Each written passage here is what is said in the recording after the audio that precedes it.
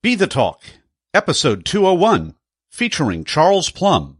Welcome to Be the Talk. We go behind the talk 7 days a week for tips and techniques to help you change the world. I'm Nathan Eckel, and a talker myself. I'm interviewing others who change the world with their talk. You can too, even if you've never given a talk before. Let's get started with today's show. We are live with Captain Charlie Plumb. Charlie, are you ready to talk? I'm ready to talk. Captain Charlie Plumb is a farm kid from Kansas who graduated from the Naval Academy and became a jet fighter pilot. Shot down over Vietnam, captured, tortured, and spent nearly 6 years in a communist prison camp, Charlie has returned to tell his story of winning through adversity to over 5,000 audiences around the world, and we're happy to have him here on the talk today. Charlie, welcome to the talk. Thank you, Nathan. Nice to be with you.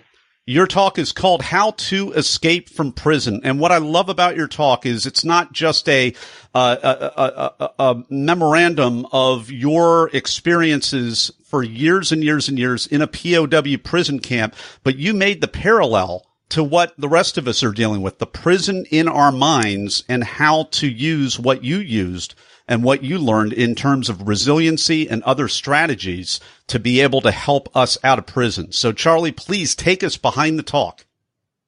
All right. Well, here's the deal. I was in a prison camp that was had a cell there that was 8 feet long and 8 feet wide. All right, and that was my restriction.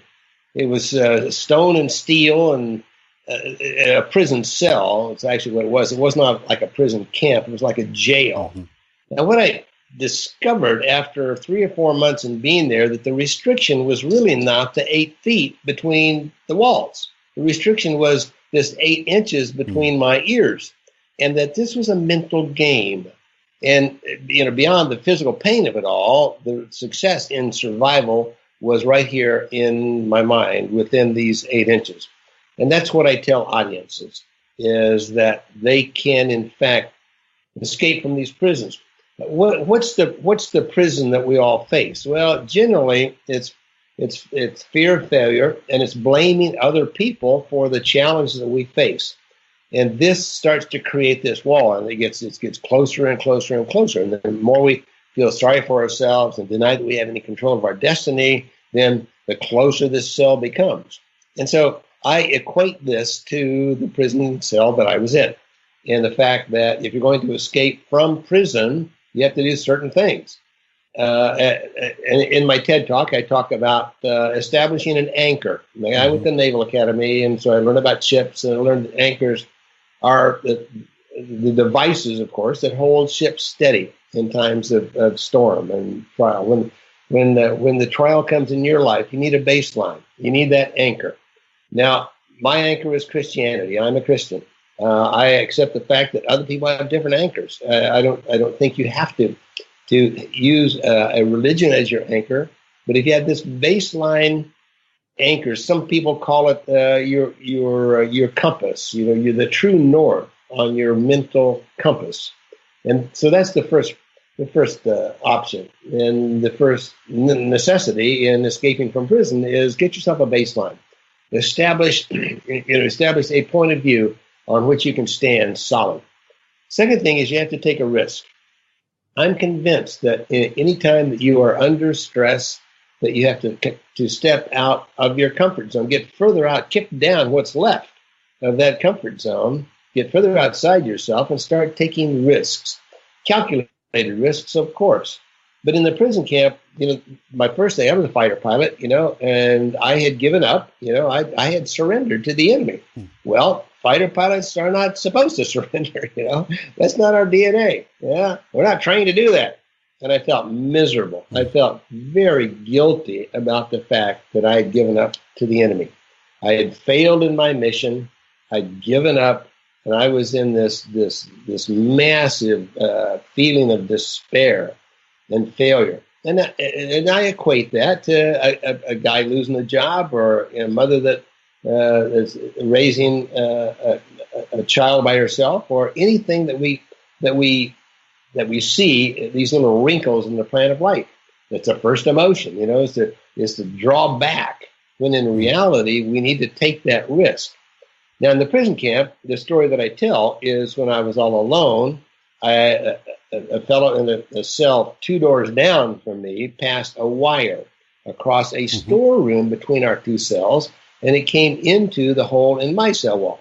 So I started tugging on the wire, and we established a code. And so, but the episode of my decision to tug on that wire took several hours. Well, and I was afraid. I love how you illustrate that in the talk, Charlie, because Talk Universe, when we give you the link to Charlie's talk, you're going to hear how he fleshes this out, this element of risk and taking a risk when you feel like a failure, you feel like you've let other people down, all of the other things that all of us deal with. It comes down to that choice that you made, Charlie, to tug that wire back. You knew the other person was reaching on the other end. Maybe you thought about maybe it was the enemy. Maybe it was a trap. Maybe it was a trick, but you chose to take that risk, and you were unbelievably blessed for it in so many ways. So I'll let you continue. I wanted to help set that up. Absolutely. I appreciate that. And it was a risk for me to tug on that wire, just as it is for all of us when we're undergoing some kind of adversity. The last thing we want to do is to expose ourselves, to admit that we failed.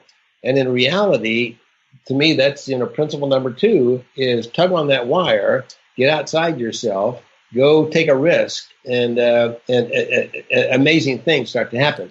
When you connect with other people, and if you have that support group, there's nothing quite like that kind of foundation. Oh, for sure. The third element I talk about is service, is packing parachutes. This comes from a story several years after I was repatriated. I ran into the guy who actually packed my parachute. He put the parachute together that saved my life. And of course, I was very thankful to him and showered him with my praises. And his point was, wait a minute, I'm not the only guy that packed your parachute. Your mental parachute, your psychological parachute, your spiritual parachute, all of these things were in place when you were shot down over enemy territory. And so by the same token, we have our parachutes packed by moms and dads and coaches and preachers and teachers and all of these people. And then the next question is, how do you pay that forward? How do you pack the parachutes of other people? And to me, that's with service. Run into a lot of people who were not in the military and feel like that they have an obligation to their country. Because this is arguably the greatest country in the world, and we're blessed. We won the lottery just by being born here, by being citizens. For sure. And they think, well, okay, Charlie, you served your country, and I didn't serve mine, and so I feel like I should serve. Well, I believe that you can serve without flying an airplane or without carrying a rifle. You can serve in your local community. You can serve, in the PTA, in teaching Bible course in your school, or you can serve in a lot of different ways. I choose to continue to serve by serving those who served. I'm very active in the veterans programs, and returning veterans, as you probably know, Nathan, have a very high suicide rate. And so we're trying our best to implement these features within that community. Now, the POWs came back, 591 of us, and we did very well. We went back to commanding ships and flying airplanes, and we have a number of admirals and generals from 591 men. Most of us retired as senior grade military officers. We have 2 United States senators, 2 ambassadors from our number, a governor, several mayors, a vice presidential candidate, a presidential candidate, my flight instructor, John McCain. And so, your flight instructor was John McCain. Yeah, John taught me to fly jets. Yeah. Wow. Okay. Yeah. And so I know John pretty well. A great guy, and one of the toughest guys I ever met. He is really, really tough. Yeah. But the point is, of all the Vietnam veterans, about a third have PTSD. The prisoners of war, 4% of us have PTSD. And in fact, they coined a new term for, we are the poster boys for what's called PTG, post-traumatic growth. What that means to you and all of the listeners and the people that are watching this is that, hey, okay, so you got a problem. You got a choice. You can either fail through this. You can crawl over in the corner and refuse to tug on a wire, or you can grasp the issue and get on with your life. And that's pretty much what we learned in the prison camp, was that there are opportunities don't just come in beautifully wrapped packages. In fact, for the most part, opportunities show up as a real big problem. And so if you can really believe that, and then if you can take a risk, set that anchor, and then pack some parachutes, to me, those problems tend to emerge as beneficial to everyone. All right, Talk Universe, we're headed your way because we are about to pivot over to your talk, and we'll be right back with Charlie Plumb over in the Blitz Round. People ask, how could I start a 7-day-a-week podcast? It's because of what I've learned from my mentors. Some of the best mentors in history aren't around anymore. They've left hours of one-on-one mentoring behind in their books. Each month at Classics on Tap, I record a new chapter from a classic business book to help you make a difference. Download your first chapter at classicsontap.com. And it's time for the Blitz Round. We're going to be talking about the preparation and performance of Captain Charlie Plumb's actual talk. Charlie, are you ready? I'm ready. All right. First question. Are you a memorizer, an improviser, or a blender? I'm a blender. How did that work for you? Well, I have a lot of stories, and I just blend these stories one after another to the audience that I'm talking to. Mm-hmm. And specifically on the TED Talk, that I'm talking to a worldwide audience and various ages and various backgrounds. And so I try to blend the stories within my mind that will appeal to those people. All right. So, I mean, you've had endured much harder things in life, obviously, but that being said, with this kind of a talk, did you have any nerves, or were you in the zone, or neither, or both? I've made over 5,000 speeches in my life. All right. The TED Talk was the most nervous I've ever been. How did you deal with that? I talk to myself a lot. I coach myself. It's all in my mind. But it really was. I was surprised at how nervous I was on that TED stage, because I to the point where I've got so much material and I know it so well. But one of the problems was in my normal talk, my keynote presentation is 45 minutes or an hour. Okay, mm-hmm. I got to cut that down to turned out to be 14 minutes. And so it's not what I'm going to say; it's what I'm going to leave out. This mm-hmm. problem.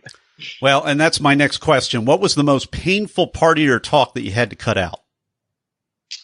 Oh boy, that's a really good question. There were several painful parts of the story, because in my normal presentation, I talk about my background, the farm kid from Kansas, okay, because that's pretty much how I grew up. And I think there's great value in knowing that part of my story. So that was probably the painful part, was not talking about my mother who gave me a lesson in forgiveness, and my father who taught me about discipline. And I would need both of those things in that prison camp. What's a tip, technique, or a tool that helped you? Well, practice, of course, just over and over and over, going through the presentation, presenting it to other people. The way I did it was that I would take portions of the TED Talk, maybe an anecdote or a story or that kind of thing, and try it out on an audience. Sometimes just a 2 or 3 minute part of the TED Talk, and then ask them how they perceive that and how can improve that. Here's my last question, and this is usually not a Blitz Round question, but all right. I mean, you spent almost 6 years in a prison of war camp. You've been through horrific, horrible experiences that the rest of us have only read about or heard about. Yet you're so magnanimous and generous and humble in the way that you make these same bridges into the prisons of our lives. What produced that humility in you to be able to come and talk with us and talk, talk alongside with us instead of talking at or to us? Well, it's a great question, Nathan. I learned a lot of that in the prison camp. You know, as I said, I was very angry for a long time. When I decided that I had to deny that anger and take on a positive approach and be humble, you know, and that to me, that's one of the key elements of a personality that I look for first is humility. We can be braggadocious, and in fact, you'll find a lot of speakers and a lot of TED Talk folks that, hey, this is the way I did it, and you can do it too. You know, well, to me, that humility only sells for a certain amount of time. The long-term effect you're going to have on people is the way they see you as being a humble person. Captain Charlie Plumb, thank you so much. And we are going to be right back with the final word of advice in just a moment. And actually, before I do that, I got to let you know where you can go to find out more about Charlie. Go to our show notes page, BeTheTalk.com. You can watch a link to Charlie's talk, How to Get Out of Prison. And you can also click the link over at charlieplumb.com. Charlie Plumb, PLUMB.com. And as I said, we will be right back with the final word of advice. Everyone wants to change the world, but not everyone knows the first step. Before you can change the world with your talk, it has to be selected. So grab the templates, timelines, and tools that I use to get my talk selected at BeTheTalk.com. And we're back with the final word of advice for Talk Universe with Charlie Plumb. What is it? You have the choice. You can be a winner, you can be a loser, or you can give away that choice. You give away your choice by blaming other people, feeling sorry for yourself, denying that you have any control of your destiny. So you have the choice. Charlie Plumb, thank you so much for coming on the talk today, right after we celebrated Independence Day. Thank you for your service. Thank you for enduring, and thank you for this great talk. And thank you for coming on the talk. Thanks, Nathan. It's a pleasure. Thanks for listening to Be the Talk. For tips and resources to help you change the world, go to BeTheTalk.com. See you tomorrow.